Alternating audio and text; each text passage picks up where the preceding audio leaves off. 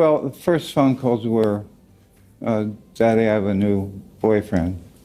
And I said, that's really nice. And then the next call was like, he's British. And I said, well, that's really nice. And then eventually the third time around it was like, he's a prince.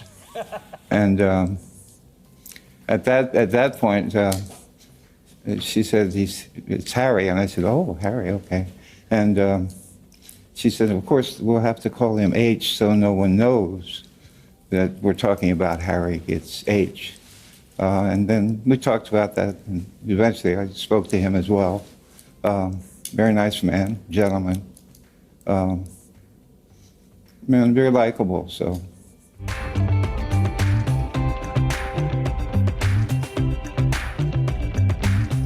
It's been over the phone, always over the phone. We have yet to see each other face to face.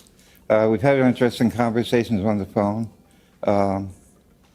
He's a smart guy.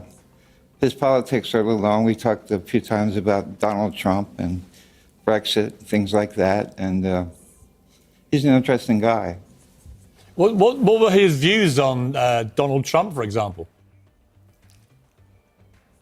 Our conversation was, I was complaining I didn't like Donald Trump.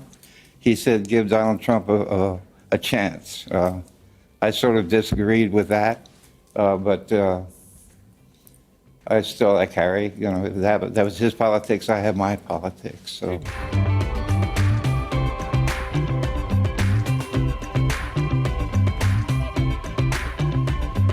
Actually, Meghan told me first, and at that time, then a few times after that, Harry got on the phone with Meghan. They called me together, and Harry asked for her hand over the phone, and I said, "You're a gentleman. Promise me you'll never raise your hand against my daughter, and of course I give you my permission."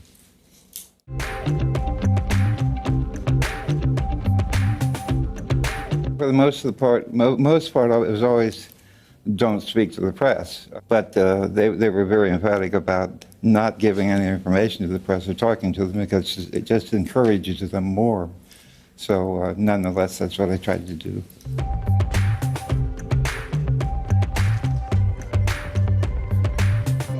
The biggest problem, I think, from certainly the royal perspective, was that Prince Harry, for very obvious reasons connected to his mother and so on, has always had a sort of pathological hatred of paparazzi, and he's been very, very determined to try and protect the privacy of Meghan.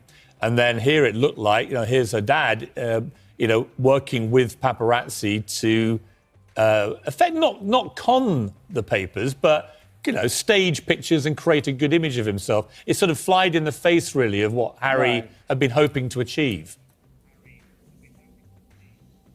Got it, but I didn't do this for money. I did this to change my image. For one whole year, I was presented as a hermit living and hiding out in Mexico. I was looking to change my image. And obviously that was a mistake. It went wrong.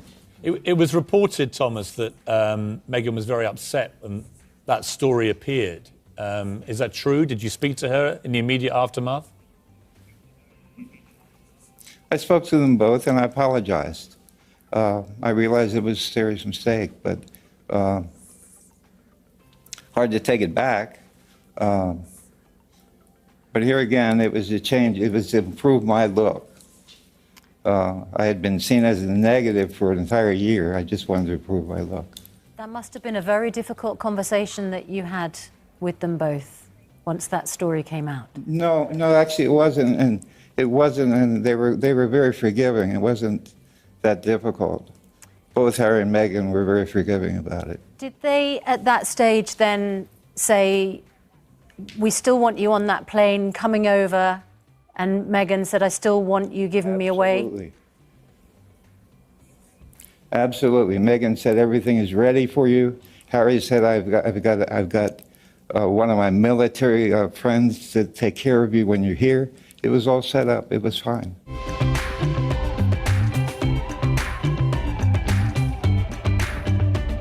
This is what doctors call the widowmaker. it would have killed me. So I was in the hospital. I'm better now. And it was a blockage, I think, on your aorta. Is that right, Thomas? Yes, sir, right, yeah. And first question, how do you feel now, given it's been a few weeks since that surgery? Are you okay, health-wise? Well, I'm slowed down a bit, but I'm feeling better.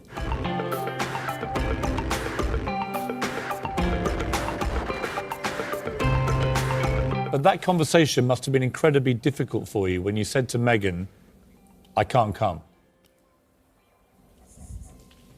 Yeah, they were disappointed, but they both said, and Meghan cried, I'm sure, but she did cry, and they both said, take care of yourself, we're really worried about you. So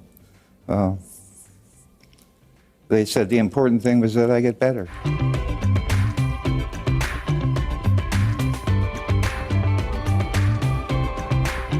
Yes, it's a very emotional moment for me. Like I said, I cried about it, and I regretted it because I really wanted to walk my daughter down the aisle. I wanted that moment, but I'm thankful for everything the way it went.